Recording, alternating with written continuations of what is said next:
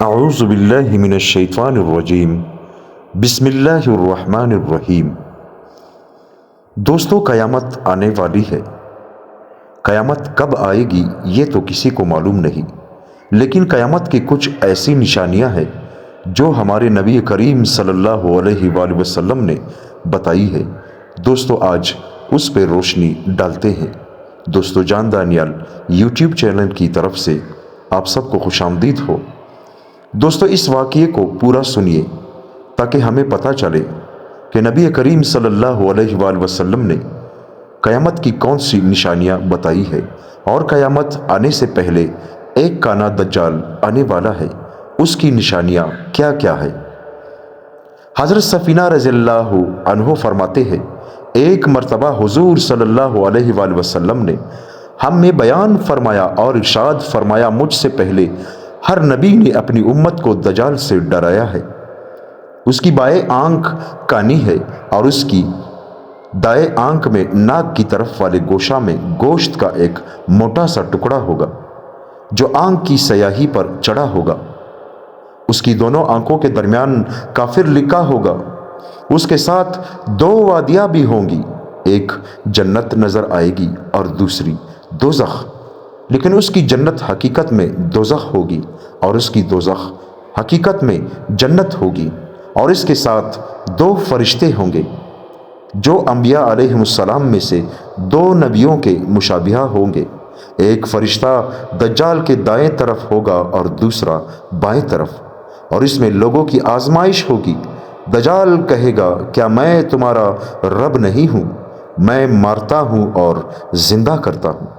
اس پر ایک فرشتہ کہے گا، تو غلط کہتا ہے۔ اس جملے کو اس کا ساتھی فرشتہ سن سکے گا اور کوئی نہیں سنے گا۔ دوسرا فرشتہ پہلے فرشتے کو جواب میں کہے گا، تم نے ٹھیک کہا۔ اس جملے کو تمام لوگ سن لیں گے۔ اس سے لوگ یہ سمجھیں گے کہ یہ فرشتہ اس دجال کی تصدیق کر رہا ہے۔ یہ بھی آزمائش کی ایک صورت ہوگی۔ پھر وہ دجال چلے گا اور چلتے چلتے مدینہ پہنچ جائے گا، لیکن اسے مدینے کے اندر جانے کی اجازت نہیں ہوگی۔ پھر وہ کہے گا، یہ تو اس عظیم ہستی یعنی حضرت محمد صلی اللہ علیہ وآلہ وسلم کی بستی ہے۔ پھر وہ وہاں سے چل کر ملک شام پہنچے گا اور رفیق مقام کی گھاٹی کے پاس اللہ اسے ہلاک کریں گے۔ حضرت جنادہ بن ابی امیہ ازدی رحمۃ اللہ علیہ کہتے ہیں، میں اور ایک انصاری ہم دونوں نبی کریم صلی اللہ علیہ وآلہ وسلم کے ایک صحابی کی خدمت میں گئے اور ان سے عرض کیا، ہمیں آپ کوئی ایسی حدیث بیان کرے جو آپ نے حضور صلی اللہ علیہ وآلہ وسلم سے سنی ہو اور اس میں حضور صلی اللہ علیہ وآلہ وسلم نے دجال کا ذکر کیا ہو۔ انہوں نے فرمایا، ایک مرتبہ حضور صلی اللہ علیہ وآلہ وسلم نے ہم لوگوں میں بیان فرمایا، اس میں ارشاد فرمایا، میں تمہیں دجال سے ڈراتا ہوں۔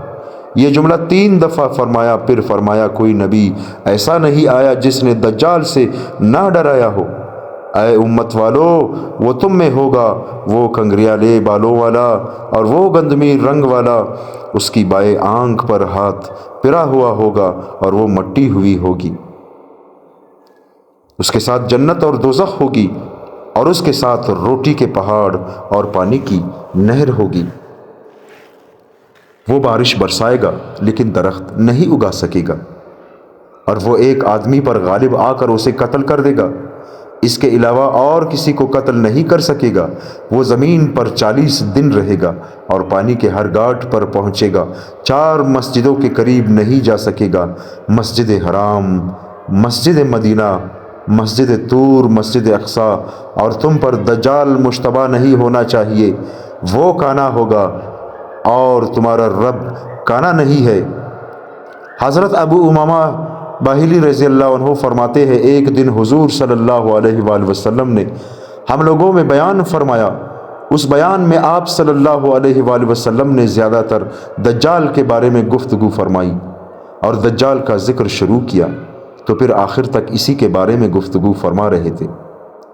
اس دن آپ صلی اللہ علیہ وآلہ وسلم نے جو کچھ ہم سے فرمایا اس میں یہ بھی تھا کہ اللہ تعالیٰ نے جو بھی نبی بھیجا اس نے اپنی امت کو دجال سے ضرور ڈرایا، اور میں آخری نبی ہوں اور تم آخرت یعنی آخری امت ہو، اور وہ یقیناً تم ہی میں ظاہر ہوگا۔ اگر میں تم میں موجود ہوا اور وہ ظاہر ہوا تو میں ہر مسلمان کی طرف سے دلائل سے اس کا مقابلہ کروں گا، اور اگر میرے بعد تم لوگوں میں ظاہر ہوا تو پھر ہر آدمی خود اپنی طرف سے اس کا مقابلہ کرے، اور اللہ ہی ہر مسلمان کا میری طرف سے خلیفہ ہے۔ اور دجال عراق اور شام کے درمیان ایک راستے میں ظاہر ہوگا اور دائیں بائیں لشکر بھیج کر فساد برپا کرے گا۔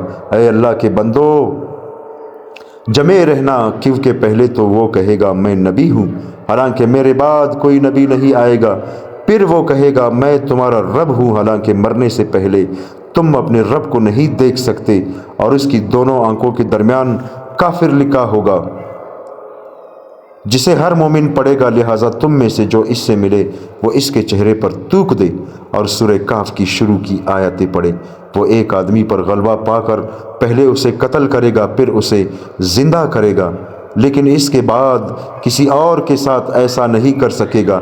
اس کا ایک فتنہ یہ ہوگا کہ اس کے ساتھ جنت اور دوزخ ہوگی، اس کی دوزخ جنت ہوگی اور اس کی جنت دوزخ ہوگی، لہٰذا تم میں سے جو اس کی دوزخ میں ڈالے جانے کی آزمائش میں مبتلا ہو، اسے چاہیے کہ وہ اپنی آنکھیں بند کر لے اور اللہ سے مدد مانگے، تو وہ دوزخ کی آگ اس کے لیے ایسی ٹھنڈی اور سلامتی والی ہو جائے گی جیسے حضرت ابراہیم علیہ السلام کے لیے ہو گئی تھی۔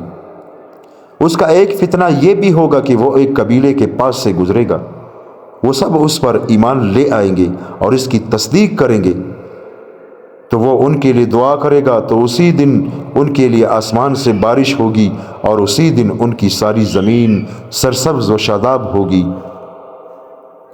اور اس دن شام کو ان کے جانور چر کر واپس آئیں گے تو وہ بہت موٹے ہو چکے ہوں گے اور ان کے پیٹ خوب بھرے ہوئے ہوں گے اور ان کے تنوں سے خوب دودھ بہہ رہا ہوگا، اور وہ دوسرے قبیلے کے پاس سے گزرے گا، وہ اس کا انکار کر دیں گے اور اسے جھٹلائیں گے، تو وہ ان کے خلاف بد دعا کرے گا جس سے ان کے سارے جانور مر جائیں گے اور ایک بھی جانور ان کے پاس نہیں رہے گا۔ اس دنیا میں وہ کل 40 دن رہے گا، جس میں ایک دن 1 سال کے برابر ہوگا اور ایک دن 1 مہینے کے برابر ہوگا اور ایک دن 1 ہفتے کے برابر ہوگا اور ایک دن عام دنوں جیسا ہوگا، اور اس کا آخری دن سراب کی طرح بہت مختصر ہوگا، اتنا مختصر کہ آدمی صبح مدینے کے ایک دروازے پر ہوگا اور دوسرے دروازے تک پہنچنے سے پہلے ہی شام ہو جائے گی۔ صحابہ نے عرض کیا یا رسول اللہ، ان چھوٹے دنوں میں ہم نماز کیسے پڑھیں گے؟ آپ صلی اللہ علیہ وآلہ وسلم نے فرمایا تم ان چھوٹے دنوں میں وقت کا اندازہ لگا کر ایسے ہی نماز پڑھ لینا جیسے لمبے دنوں میں اندازے سے پڑھو گے۔ حضرت جابر رضی اللہ عنہ فرماتے ہیں حضور صلی اللہ علیہ وآلہ وسلم نے ایک دن منبر پر کھڑے ہو کر فرمایا اے لوگو، میں نے تم لوگوں کو آسمان سے آنے والی نئی خبر کی وجہ سے جمع نہیں کیا۔ اس کے بعد آپ صلی اللہ علیہ وآلہ وسلم نے جساسہ کا ذکر کیا، یعنی دجال کے لیے جاسوسی کرنے والی چیز کا، اور اس حدیث میں یہ بھی ہے کہ وہ مسیح ہے، 40 دن میں اس کے لیے ساری زمین لپیٹ دی جائے گی، لیکن وہ